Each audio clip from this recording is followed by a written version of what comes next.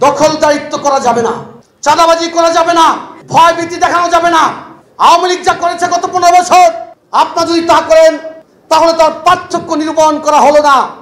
বিএনপির ভারপ্রাপ্ত চেয়ারম্যান, আমাদের সাংগঠনিক অভিভাবক দেশনায়ক জনাব তারেক রহমান, তিনি হুঁশিয়ারি উচ্চারণ করে দিয়েছেন যে কেউ যদি কোনো অন্যায়ের সাথে সম্পৃক্ত হয় তাহলে তাকে কিন্তু ক্ষমা করা হবে না। বন্ধুরা আমার, দখলদারিত্ব করা যাবে না, চাঁদাবাজি করা যাবে না, ভয় ভীতি দেখানো যাবে না। আওয়ামী লীগ যা করেছে গত 15 বছর, আপনারা যদি তা করেন তাহলে তার পার্থক্য নিরূপণ করা হলো না। বিএনপির ভারপ্রাপ্ত চেয়ারম্যান, আমাদের সাংগঠনিক অভিভাবক দেশনায়ক জনাব তারেক রহমান সারা বাংলাদেশের বিএনপি পরিবারের সাথে ইতিমধ্যেই ভার্চুয়ালি সংযুক্ত হয়ে তিনি হুঁশিয়ারি উচ্চারণ করে দিয়েছেন যে কেউ যদি কোনো অন্যায়ের সাথে সম্পৃক্ত হয় তাহলে তাকে কিন্তু ক্ষমা করা হবে না। বন্ধুরা আমার, বিএনপির ভারপ্রাপ্ত চেয়ারম্যান আপনাদেরকে অনেক ভালোবাসেন।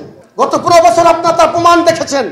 আমাদের অনেক সহযোগিতা নিহত হয়েছে, তাদের পরিবারের পাশে অর্থ সহযোগিতা নিয়ে সাধ্য অনুযায়ী দাঁড়ানোর চেষ্টা করেছেন, কিংবা যারা আহত হয়েছিলেন তাদের চিকিৎসার জন্য তিনি সর্বোচ্চ চেষ্টা করেননি, আপনারা অনেকে জানেন। কিন্তু অতএব আপনাদেরকে যে আমাদের অভিভাবক তারেক রহমান অনেক ভালোবাসেন, তিনি আপনাদের প্রতি কঠোর হুঁশিয়ারি উচ্চারণ করেছেন, বলেছেন আপনারা যদি সংগঠন বিরোধী কাজে জড়িত হন আপনাদেরকে কিন্তু তিনি ক্ষমা করবেন না। তার সিদ্ধান্তকে আমরা ধারণ করেছি মাত্র। বন্ধুরা আমার, আমরা চাই না দীর্ঘ 18 বছরের আন্দোলন সংগ্রামের কঠিন পথ পাড়ি দিয়ে সামনে যদি আমাদের সোনালী সময় আসে, বিএনপি যদি ক্ষমতায় আসে, তখন আপনার দল থেকে ছিটকে পড়েন, এটা কিন্তু আমরা চাই না। আমি যেখানে গিয়েছি একটি বক্তব্য এসেছে যে ভাই আমরা আগে 50 জন 100 জন মিছিল করতাম, এখন 500 জনের মিছিল, কিংবা ক্ষেত্র বিশেষে আরও বেশি। আমি বলেছি কোনো আপত্তি নেই, 100 জনের মিছিল করেছি, 500 জন মিছিল করছে, এখন 5000 জন করলেও কোনো আপত্তি নেই। কিন্তু গত 15 বছর যারা আওয়ামী ফ্যাসিবাদকে সহযোগিতা করেছে, আওয়ামী স্বৈরাচারের উচ্ছিষ্টভোগী ছিল, যারা দুর্বৃত্তায়ন করেছে, তাদেরকে মিছিলে জায়গা দেওয়া হবে না।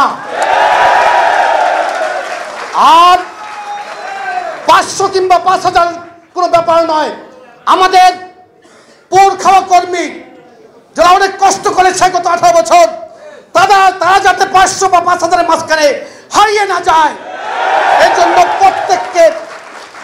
প্রত্যেককে দায়িত্বশীল ভূমিকায় থাকতে হবে। বন্ধুরা আমার, আমরা দুর্বৃত্তদের কিন্তু জায়গা দিব না।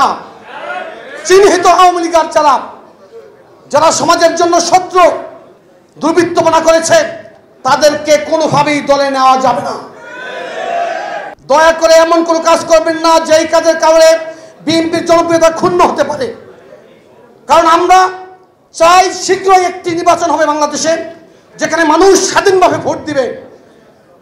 সেই ভোটে মানুষ তার পছন্দের প্রার্থীকে তাদের ভালোবাসার ম্যান্ডেট দিয়ে জয় করবে। সেই ভালোবাসার ম্যান্ডেট পেতে হলে মানুষের হৃদয় জয় করতে হবে। মানুষের সামনে বিতর্কিত কোনো ভূমিকায় অবতীর্ণ হওয়া যাবে না। আপনারা প্রত্যেকেই সচেষ্ট থাকবেন। আপনারা স্ব ইউনিটে গিয়ে